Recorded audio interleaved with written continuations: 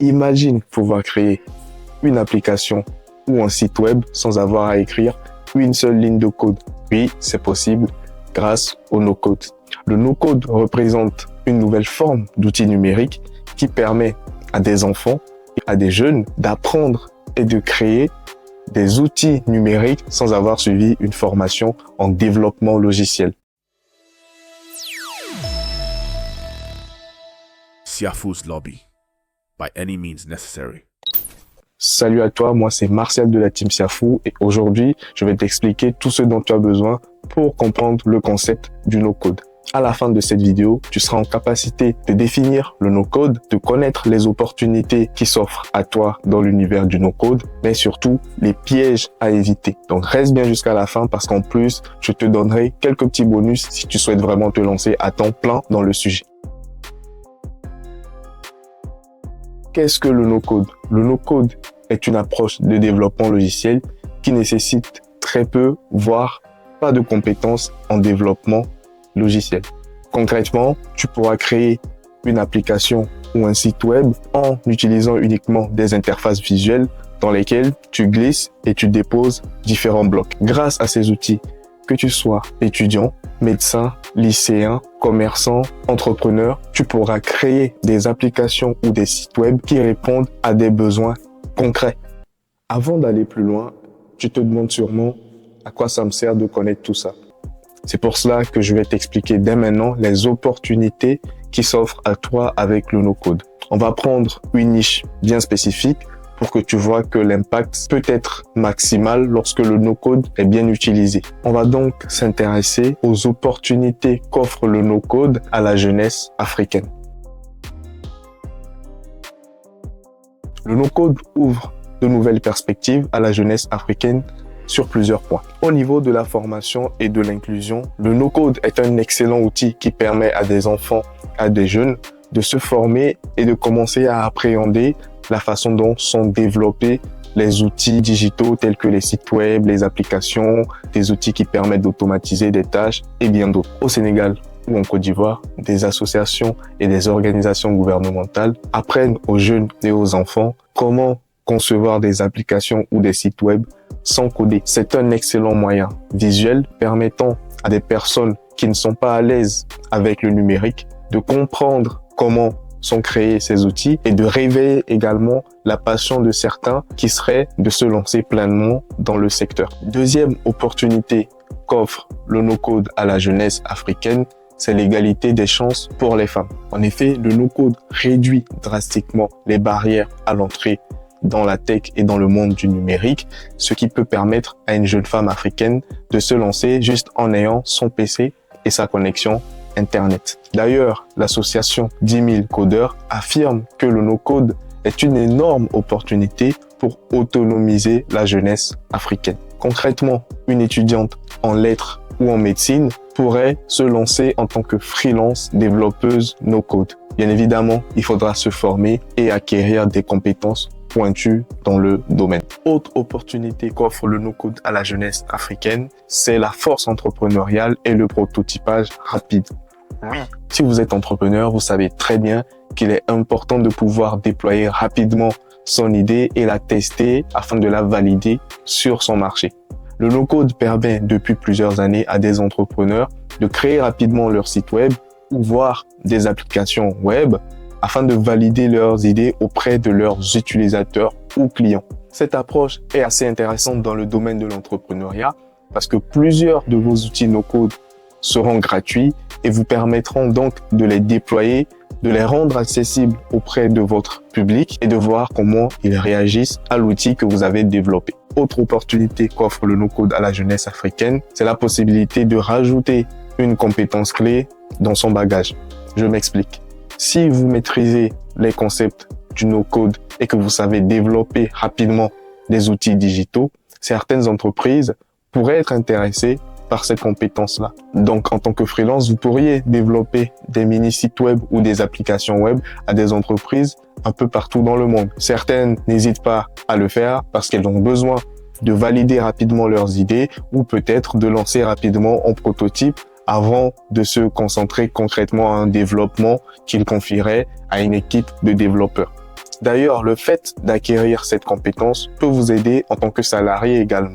Imaginons que vous puissiez créer des solutions numériques au sein de votre équipe ou dans votre entreprise à chaque fois que vous rencontrez des difficultés. C'est-à-dire créer des automatisations, créer des interfaces numériques pour simplifier les tâches du quotidien de certains membres de l'équipe. C'est sûrement quelque chose à valoriser. Et dernier point intéressant dans les opportunités, c'est que le no-code est idéal pour les autodidactes. Donc si vous êtes intéressé par le secteur du numérique, du digital, de la tech, et que vous n'avez pas suivi de formation proprement dite, vous pourriez passer par le no-code pour apprendre rapidement. En démarrant avec des formations gratuites sur YouTube ou sur les sites de ces outils no-code en eux-mêmes, vous serez amené à comprendre des concepts déjà très intéressants tels que les API, la création des blocs dans un site web. Bref, vous aurez à apprendre pas mal de concepts au cours de votre voyage qui pourront vous emmener à trouver le domaine qui vous intéresse le plus, tel que le développement d'applications, le développement de sites web, le développement d'automatisation ou voire l'utilisation des outils IA dans des workflows. Comme on peut le voir à l'écran, il existe énormément d'outils no-code.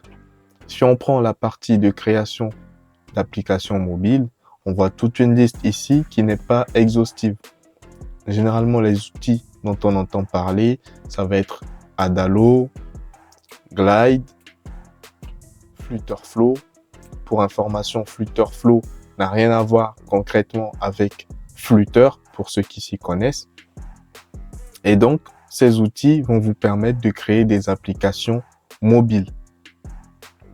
Ici, au niveau des web apps, en fait, on a Software, on a Bubble et on a d'autres outils. Mais ce sont les deux les plus connus. Ces outils-là vous permettent de créer des applications qui sont directement accessibles depuis le navigateur. Ces plateformes vous permettent donc de créer des applications web et vos utilisateurs pourront y accéder depuis leur smartphone ou depuis un ordinateur portable.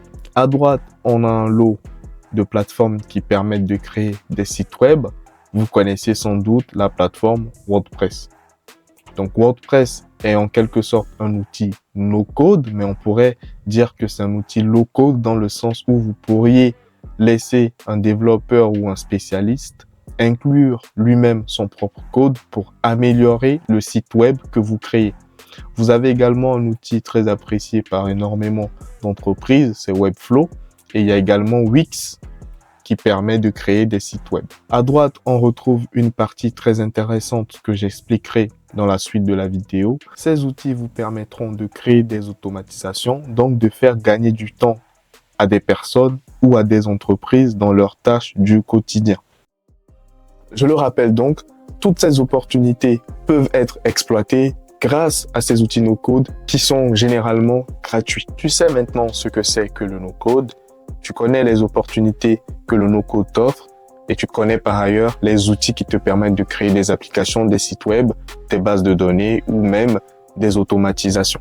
On va à présent aborder un point crucial, ce sont les pièges à éviter lorsque tu utilises les outils no-code. Bien évidemment, le monde n'est pas tout rose et le no-code n'est pas magique. Les outils no-code possèdent des limites et des points de vigilance à prendre en compte. Premier point de vigilance, ce sont les coûts d'abonnement. Les meilleurs outils no-code te proposent souvent des plans gratuits. Grâce à ces plans ou versions gratuits, tu pourras créer ton application, ton site web sans avoir à payer et tu pourras même déployer ce que tu auras créé auprès de tes utilisateurs ou de tes amis. Le problème se pose lorsque tu voudras personnaliser encore plus ton outil. D'ailleurs, ce problème peut se poser lorsque tu seras en train de concevoir l'outil en lui-même. En effet, pour apporter le maximum de personnalisation ou inclure un peu de code dans ton développement, tu te rendras compte qu'il faudra payer. Et donc, le fait de devoir payer, ça représente un coût pour ton entreprise ou pour ton projet. Donc, si on reste dans le contexte africain, lorsque tu vas convertir le coût de l'abonnement, tu te rendras compte que cela va très vite. Pour cela, il faut calculer le budget dès le départ, vérifier sur le site de l'outil que tu utilises les possibilités que t'offre la version gratuite. En effet, certains outils comme Bubble ne te permettent même pas de déployer en live ton application mobile ou ton application web. Donc concrètement, ça ne servirait à rien si tu perds ton temps à développer ton outil ou ton projet sur Bubble. Deuxième point de vigilance, ce sont les limites techniques et de déploiement. Donc, comme je le disais tantôt, il y a des outils comme Bubble qui ne te permettent pas de déployer en live ton application ou ton site web. Donc, si tu perds ton temps à développer dans cette plateforme, en fait, tu ne pourras pas envoyer d'URL ou permettre à tes clients ou à tes amis d'accéder à ton application. Et donc, ça reviendrait à t'abonner parce que tu auras envie, justement, de concrétiser tout l'effort que tu as mis dans ce développement logiciel. Donc, fais très attention à cette partie. Troisième point de vigilance à prendre en compte, si on veut rester strictement professionnel, c'est la gestion des données. Concrètement, lorsque tu crées ton application ou ton site web sur une plateforme, tu t'imagines bien que tu héberges les données de tes utilisateurs, tu héberges toutes tes données auprès de ce fournisseur. Donc, c'est important à prendre en compte. Est-ce que dans ton projet, le fait d'héberger les données ailleurs ne pose pas problème? Ce sera à toi de le vérifier. Maintenant que tu connais les points de vigilance à prendre en compte lorsque tu utilises les outils no-code, je vais à présent te donner quelques leçons que j'ai apprises dans mon utilisation. Première leçon, anticipation des coûts. Toujours calculer les frais d'abonnement et les inclure dans les prévisions. Pourquoi? Imaginons que tu veuilles développer une simple petite application et que tu te dis que c'est parfait d'utiliser un outil no-code. C'est bien, mais une fois que cette application aura été lancée, qu'elle fonctionne et qu'elle te génère de l'argent, ça veut dire que le nombre d'utilisateurs va augmenter. C'est à ce moment que tu te feras avoir. Pourquoi? Parce que lorsque tu vas vouloir augmenter la possibilité d'utilisateurs en live sur ton application, devine quoi? Les plateformes sur lesquelles tu as développé ton outil te demanderont encore de l'argent. Donc, fais gaffe à ça. Si tu devais payer un abonnement de 20 € par mois, qui reviendrait à 240 € l'année, est-ce que cela est intéressant lorsque tu calcules finalement les bénéfices à la fin de ton année? Le fait de prévoir ces coûts te permet de décider clairement. Est-ce que je dois confier mon projet à un développeur qui, lui, maîtrise le développement logiciel, sait comment tout ça fonctionne et peut te personnaliser au maximum ton outil? Ou alors, c'est parfait, je peux lancer la première version de mon outil parce que je n'ai pas besoin que ça soit hyper technique, donc je le fais par moi-même, je teste auprès de mes utilisateurs. Une fois que je suis sûr que tout est bon, je ne passe pas à la version payante de cette plateforme no-code, mais vu que j'ai généré déjà du bénéfice, je fais appel à un développeur. Deuxième leçon apprise, c'est le processus d'apprentissage. Au départ, vu qu'il y a très peu de barrières à l'entrée, tu vas très vite prendre en main les outils no-code. Tu auras l'impression d'avoir déjà maîtrisé tout ce qu'il faut. Mais c'est là le piège parce que c'est à ce moment que commence l'apprentissage. Donc garde en tête qu'il y a énormément de concepts à apprendre et à prendre en compte dans le développement d'outils digitaux. Ne te limite pas juste à faire du glisser, déposer et créer une interface et te dire que tu as fini. Non, continue à apprendre, cherche à comprendre la façon de sécuriser les données des personnes qui utilisent l'outil, de comprendre comment connecter ton outil à d'autres via les méthodes d'API. Bref, il y a énormément de concepts à aborder qui te permettront d'aiguiser ta compétence dans le no-code. Troisième leçon apprise, c'est se former sans cesse. En plus, les choses vont extrêmement vite. Aujourd'hui même, tu as l'IA que tu peux mettre en place dans les outils no-code qui vont te booster la création de tes applications ou des sites web. Bref, ça peut te permettre d'aller encore plus loin. Dernière leçon apprise, c'est d'exploiter au maximum les ressources gratuites. En fait, une fois que tu t'intéresses au no-code, tu te rendras compte que chaque plateforme qui te permet de créer des applications, des sites web, des automatisations ont elles-mêmes une partie dédiée à la formation. Donc, tu pourras regarder leurs vidéos, tu pourras lire leur documentation et tu auras compris dans les grandes lignes comment utiliser leur plateforme. Tu n'es pas obligé de maîtriser à 100% chaque outil no-code. L'idée, c'est de monter progressivement en compétences, de comprendre les concepts généraux afin de pouvoir conseiller au mieux tes clients ou tes amis ou tes proches dans leur choix d'outils no-code.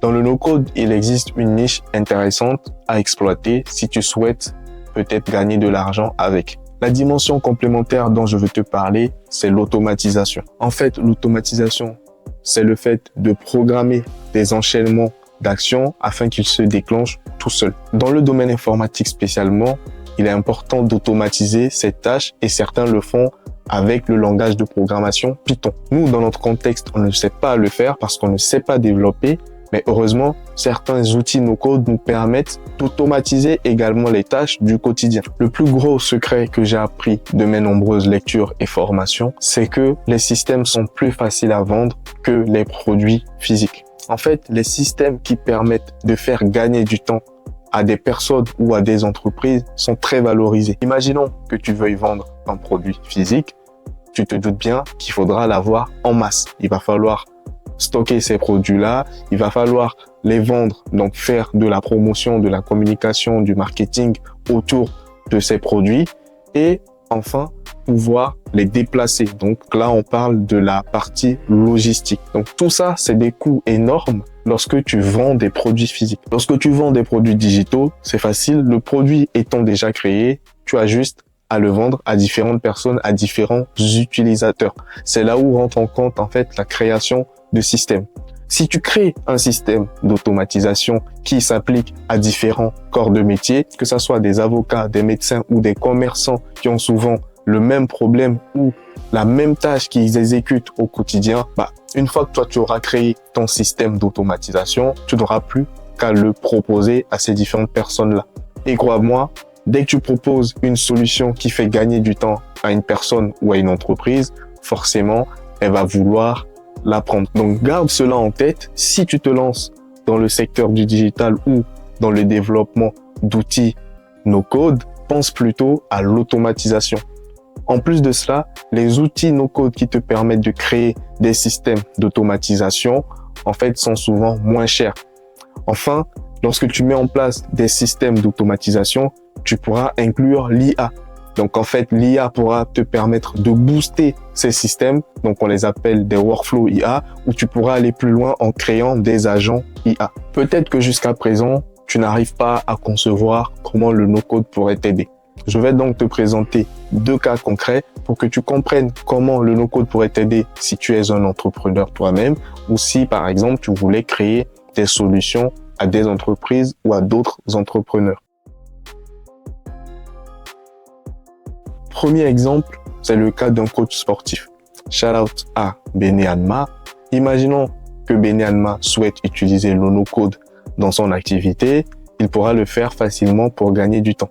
Par exemple, il pourrait créer un formulaire que les clients ou les prospects vont remplir et dès que ces formulaires sont remplis, une automatisation permettra d'envoyer des réponses, de suivre peut-être la progression de ses clients et même d'envoyer des programmes d'entraînement bien spécifiques. Cela lui permettra de gagner du temps dans la gestion administrative de ses clients et cela lui permettra également de se concentrer dans son activité qui est le sport au sens brut du terme. L'avantage sera évidemment la satisfaction de ses clients parce qu'il aura mis en place un processus digital que tout le monde pourra suivre avec son smartphone sans avoir à le contacter tout le temps et à devoir échanger avec lui via WhatsApp ou Instagram. Deuxième exemple, ce serait le cas d'une manicure. Donc, imaginons en tant que Maggie spécialisée dans le secteur de la manicure, souhaite gagner du temps également dans sa gestion administrative.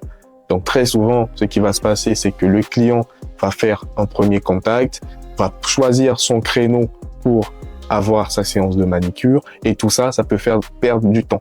Donc très souvent, il n'est pas obligé d'aller développer une application ou un site web pour répondre à ces difficultés. Il y a déjà des outils qui sont prêts comme Calendly. Donc dans ce cas, Maggie va utiliser Calendly et Calendly va permettre à ses clients de choisir les créneaux directement qui sont disponibles au niveau de son planning, recevoir les alertes lorsque une personne réserve un créneau et automatiser également la façon dont sont gérées ses prises de rendez-vous. Donc derrière, on pourrait mettre en place un système d'automatisation qui va envoyer un message personnalisé ou peut-être prévenir le client si le rendez-vous est annulé ou alors expliquer au client ce qu'il doit apporter pour que sa séance se passe correctement. Donc, ces 2 exemples te permettent de voir qu'il y a plein de secteurs où on peut mettre en place des outils no-code pour faire gagner du temps, pour apporter une expérience plus fluide à ses utilisateurs, ou alors peut-être gagner de l'argent en développant des outils simples mais qui sont pratiques. En conclusion, le no-code est une véritable porte d'entrée dans le domaine du numérique. Donc que tu sois étudiant, commerçant, entrepreneur, dans tous les cas, tu pourras utiliser le no-code pour apprendre et surtout pour créer correctement les outils dont tu as besoin. À ce moment-là, au lieu d'être un simple consommateur, tu pourras te transformer en un réel créateur. Le no-code peut donc être ton allié dans une démarche d'apprentissage ou de spécialisation dans le domaine du numérique, ou alors t'aider à concevoir des outils dont tu as besoin dans ton business. À toi de jouer maintenant, forme-toi, apprends à utiliser ces outils et déploie tes projets de façon concrète. Donc si tu as aimé cette vidéo, je te laisse mettre un petit like et surtout la partager avec des personnes qui auraient vivement besoin de connaître ce concept de no-code. D'ici là, on se retrouve dans une prochaine vidéo et n'hésite pas à mettre en commentaire un sujet que tu aimerais que j'aborde.